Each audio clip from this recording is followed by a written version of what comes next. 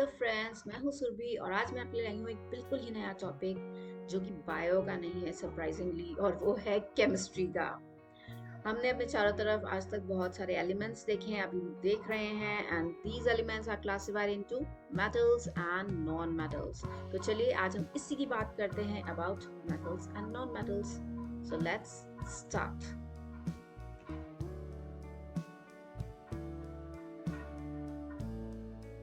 So welcome to chapter metals and non metals. अब सबसे पहले हम आते हैं इनकी डेफिनेशंस पे। Metals are substances that form naturally below the earth's surface in the form of pores.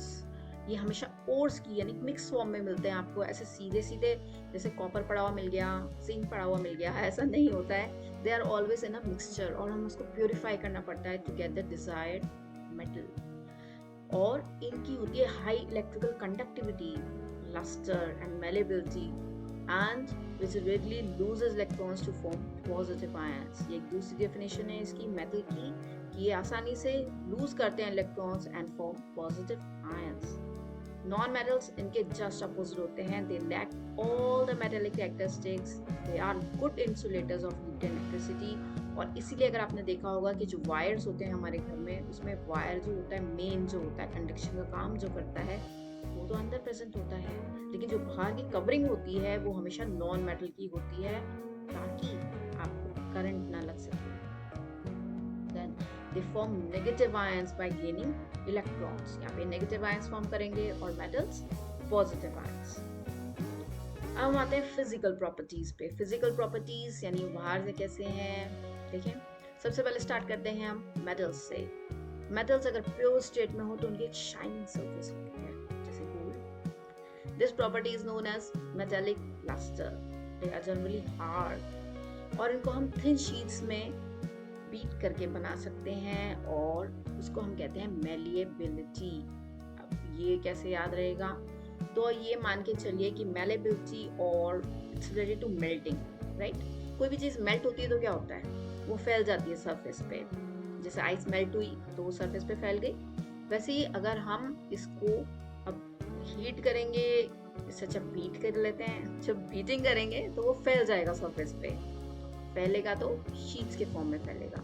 It's a mnemonic to learn it. Malleability यानी melt होना, यानी वो फैल सकते हैं और फैल सकते हैं तो शीट्स में ही फैलेंगे। Now they can be drawn to thin wires, is known as ductility। अब ये कैसे याद रखें, तो ये ऐसे याद रखिए कि आप जो बाहर वायर्स जा रहे हैं पोल्स पे, इलेक्ट्रिकल वायर्स, उनके ऊपर एक डक्ट बैठी हुई है। तो ये हमेशा याद रहेगा कि डक्टिलिटी का मतलब होता है वायर्स के फॉर्म में, थिन वायर्स में उनको ड्रॉन करना। और ये काम कर सकते हैं metals. Gold is the most ductile metal and metals are good conductor of heat and have high melting points। best are silver and copper। अच्छा, एक क्वेश्चन आता है जो काफी बार पूछा जाता है कि भाई ये बताओ कि जो मेटल है, सॉरी, अगर मेटल कॉपर जो है वो अच्छा कंडक्टर है और सिल्वर उससे भी अच्छा और गोल्ड भी अच्छा है, तो हम सिल्वर और गोल्ड के वायर क्यों नहीं लगा लेते बाहर कंडक्शन ऑफ इलेक्ट्रिसिटी के लिए। उसका आंसर ये है कि हम इसलिए लगाते हैं कि भाई आज तो आपको दिखेंगे वायर्स, हो सकता है कल ना दिखे, या हो सकता है 1-2 घंटे बाद ही वो गायब हो जाए। इसलिए कभी भी सिल्वर या गोल्ड के वायर्स नहीं लगाए जाते। अब आगे चलें। Properties of non metals. Non metals की सारी प्रॉपर्टीज होंगी वो ऑपोजिट होंगी ऑफ मेटल्स। एक मेटल है मर्करी जो कि रहता है solid at room temperature, but ये कन्वर्ट हो जाता है लिक्विड में। जैसे आप थर्मामीटर अपने मुंह में डालोगे, आपकी जो बॉडी का टेम्परेचर है उसकी वजह से मेल्ट हो जाती है और उसकी वजह से वो मूव करती है इन द थर्मोमीटर। कार्बन को हम जानते हैं that exist as different allotropes, यानी डिफरेंट फॉर्म्स में मिलता है वो, उनको कहते हैं हम एलोट्रॉप्स ऑफ कार्बन। इसमें जो मेन आता है वो है डायमंड एंड ग्रेफाइट। जैसे कि बताया सारे ऑपोजिट होगी की characteristics. So they are poor conductor of electricity, they are dull, they don't have luster like metals, they are weak and brittle, आसानी से टूट जाते हैं, and they are poor conductors of heat। अब एक चीज और कि जो मेटल्स होते हैं अगर आप उनको बजाएं तो उसमें एक आवाज निकलती है और उन मेटल्स को हम कहते हैं सोनरस। Sonorous metals. लेकिन नॉन मेटल में ऐसा कुछ भी नहीं होता। नॉन मेटल्स को कितना ही बजा लो, उसमें कोई आवाज नहीं आती है। अब और भी डिफरेंसेस होते हैं, लेकिन उससे पहले हम ये टेबल देख लें, ताकि एग्जाम में जब ये पूछा जाए तो हमें टेबुलर फॉर्म में लिख दें और हमें अच्छे अच्छे मार्क्स मिल जाए।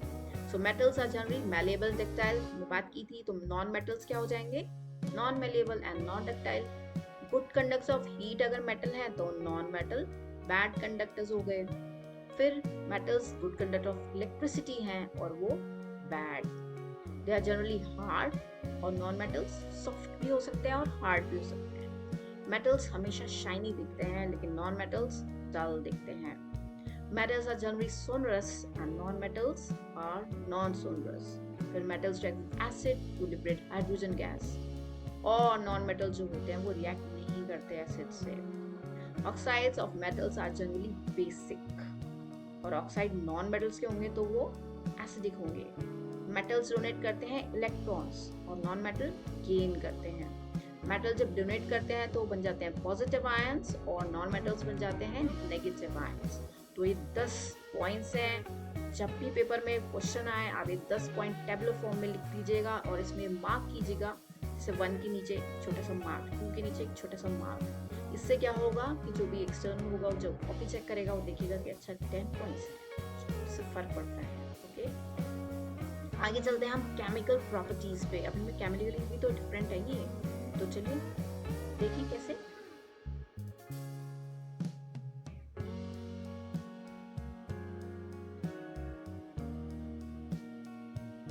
So when metals react with oxygen वो फॉर्म करते हैं मेटल ऑक्साइड। लेकिन सब नहीं बनाते, ऑलमोस्ट काफी सारे बनाते हैं, लेकिन कुछ एक्सेप्शन भी हैं। Almost all metals combine with oxygen to form metal oxide.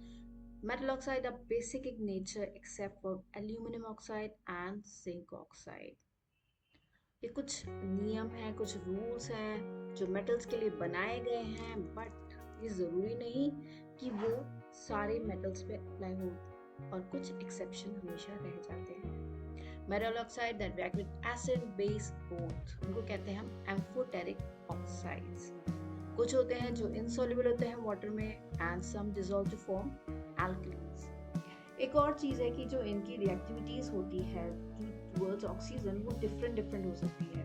जैसे अगर हम बात करें पोटेशियम और सोडियम की, तो इतनी जल्दी रिएक्ट करते हैं कि अगर आप उन्हें हवा में यानी सीधे एयर में रख दें तो वो आग पकड़ लेते हैं। इसलिए अपनी केमिस्ट्री लैब में जाना और वहाँ जाके देखना कि इस तरह के एलिमेंट्स को हमेशा केरोसिन ऑयल में रखा जाता है। ऐसे ऑर्डिनरी टेम्परेचर पे आ जाएं तो सरफेस ऑफ मेटल जैसे मैग्नीशियम है, एल्यूमिनियम, जिंक है, ये अपने ऊपर एक थिन लेयर ऑफ ऑक्साइड बना लेती है जो उसको और ज़्यादा ऑक्सीडेशन से रोक देती है। आयरन की अगर बात करें तो ये बर्न तो नहीं होता हीटिंग से, लेकिन आयरन रिंग्स बहुत जल्दी आग पकड़ लेती हैं। Copper doesn't not burn, but the hot metal वो क्या करेगा, वो ब्लैक कलर्ड लेयर बनाता है ऑफ कॉपर ऑक्साइड। सिल्वर और गोल्ड जो होते हैं वो रिएक्ट नहीं करते ऑक्सीजन पे इवन एट हाई टेम्परेचर्स। तो हमने देखा कि डिफरेंट मेटल्स की अलग अलग रिएक्टिविटी है या अलग अलग कंडीशंस हैं कि हम इससे करेंगे या नहीं करेंगे। अब नेक्स्ट पे आते हैं। नेक्स्ट है मेटल्स एंड वाटर के साथ कैसा रिएक्शन होता है। तो मेटल और वाटर जब मिलते हैं तो वो बनाते हैं मेटल ऑक्साइड प्लस हाइड्रोजन, और जब मेटल ऑक्साइड को भी आप वाटर से कंबाइन करेंगे तो वो बनाएंगे मेटल हाइड्रोक्साइड। लेकिन यहाँ पे भी एक्सेप्शन है। पोटेशियम और सोडियम से आ जाएं तो रिएक्ट करेंगे कोल्ड वाटर पे। कैल्शियम तो स्टार्ट कर देगा floating because the bubbles of hydrogen gas form stick to the surface of the metal. और मैग्नीशियम वो रिएक्ट करता है हमेशा हॉट वाटर पे, और इसकी भी फ्लोटिंग ही होती है due to the bubbles of hydrogen gas। फिर एल्यूमिनियम, आयरन और जिंक पे आए तो वो स्टीम से रिएक्ट करते हैं to form metal oxide and hydrogen. तो ऐसा आपने देखा डिफरेंट एलिमेंट्स कैसे नखरे दिखाते हैं। नेक्स्ट इस पे आते हैं हम, metals react with acids. Metal और नाइट्रिक एसिड जब रिएक्शन होता है तो जल्दी तो कोई हाइड्रोजन गैस प्रोड्यूस नहीं होती, लेकिन मैग्नीशियम और मैग्नीज का अगर देखें तो वो प्रोड्यूस करते हैं ऑक्सीजन। एक्चुअली नाइट्रिक एसिड एक स्ट्रॉन्ग ऑक्सीडाइजिंग एजेंट है और वो ऑक्सीडाइज करता है हाइड्रोजन को to produce water and itself get reduced to any of the nitrogen oxides. अब आगे चलें metals and other non metals पे, अदर मेटल सॉल्ट्स पे। Reactive metals can displace less reactive metals from their compounds in solution or molten form, यानी solution या molten form में वो replace कर देंगी। अब ये कैसे पता चलेगा कौन ज़्यादा रिएक्टिव है कौन कम रिएक्टिव है, ये कैसे मालूम चलता है?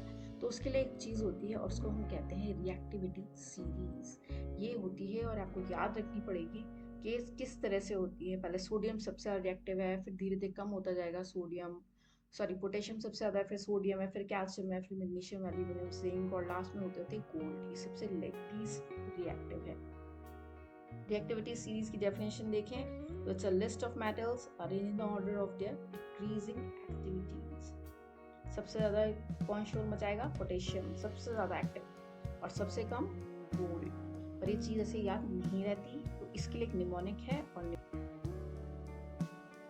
तो इसके लिए निमोनिक है Please stop calling me a careless zebra. Instead, try learning how me, copper and me saves gold. अब यहाँ पे please P है तो पोटेशियम, stop से हो गया सोडियम, calling का C कैल्शियम के लिए, me का M हो गया मैग्नीशियम के लिए, A फॉर एल्यूमिनियम, careless का C का कुछ भी नहीं है, और जिंक जो जीब्रा यूज किया हमने वो जिंक के लिए, इंस्टेड आयरन के लिए, ट्राई का कुछ भी नहीं है, लर्निंग का एल लेड के लिए, और हाउ का एच हो गया हाइड्रोजन के लिए, कॉपर का तो कॉपर है ही, नी का एम हो गया मर्करी के लिए, और सेव्स का एस हो गया सिल्वर के लिए, और गोल्ड का गोल्ड तो है ही। तो एक बार फिर सुन लीजिए, please stop calling me a careless zebra, instead try learning how copper and me saves gold. इस तरह से आपको ये याद हो जाएगा, कोई टेंशन नहीं। सो ये था आपका चैप्टर जो कि फिनिश हो गया है, नहीं टॉपिक फिनिश हुआ है, अभी तो चैप्टर बाकी है अभी। अगर आपको कुछ समझ में नहीं आया हो, किसी चीज़ का निमोनिक चाहिए हो तो प्लीज़ मुझे ज़रूर बताइएगा, और हाँ मेरे चैनल को लाइक शेयर सब्सक्राइब करना ना भूलें। मिलते हैं नेक्स्ट वीडियो में, तब हम नॉन मेटल्स की बात करेंगे कि उनकी केमिकल प्रॉपर्टीज़ का क्या हाल है। तो चलिए मिलते हैं नेक्स्ट वीडियो में, तब तक के लिए this is Surabhi signing of.